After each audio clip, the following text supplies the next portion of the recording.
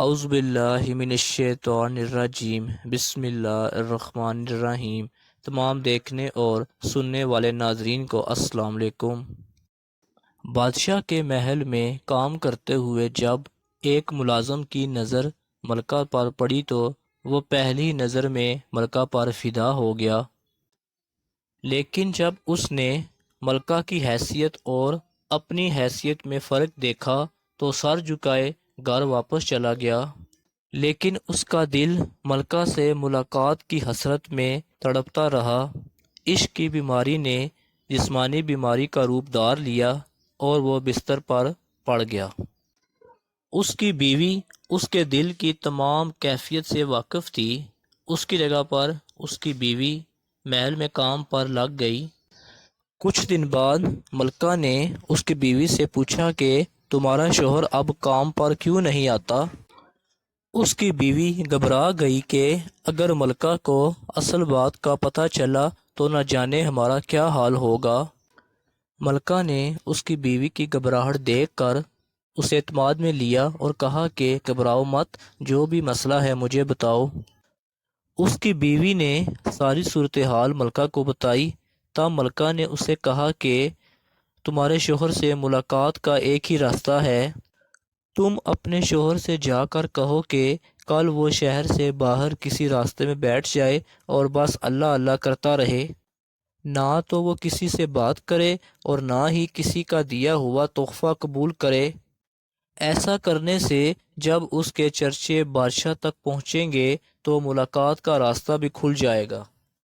ملکہ کا پیغام سنتے ہی اس ملازم کی جان میں جان آئی اور وہ شہر سے باہر ایک رستے پر جا کر بیٹھ گیا اور اللہ اللہ کا ورد شروع کر دیا۔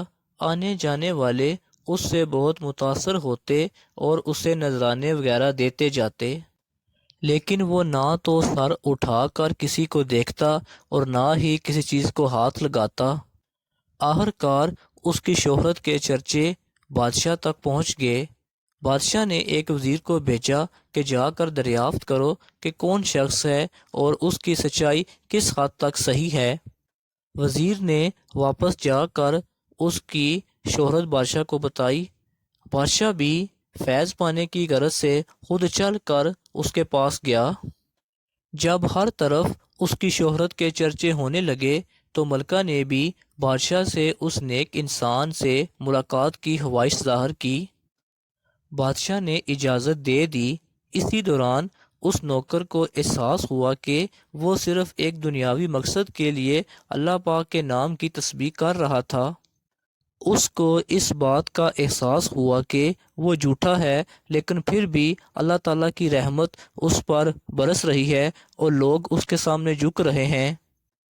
کیا بادشاہ اور کیا عام لوگ سب ہی اس کو عزت دے رہے ہیں۔ یہ کرامات تو صرف زبان سے اس نام کی تسبیح کرنے کی وجہ سے ہیں۔ اگر سچے دل سے اس نام کی تسبیح کی جائے تو نہ جانے کتنی رحمتیں اس پر نازل ہوں گی۔ جب ملکہ اس کو ملنے کے لیے آئی تو اس نے سر اٹھا کر بھی ملکہ کو نہ دیکھا۔ یہ سب دیکھ کر ملکہ مطمئن ہوئی کہ آج کوئی اس کی وجہ سے اللہ کے قریب ہو گیا ہے، اور وہ روتی ہوئی اپنے محل واپس چلی گئی۔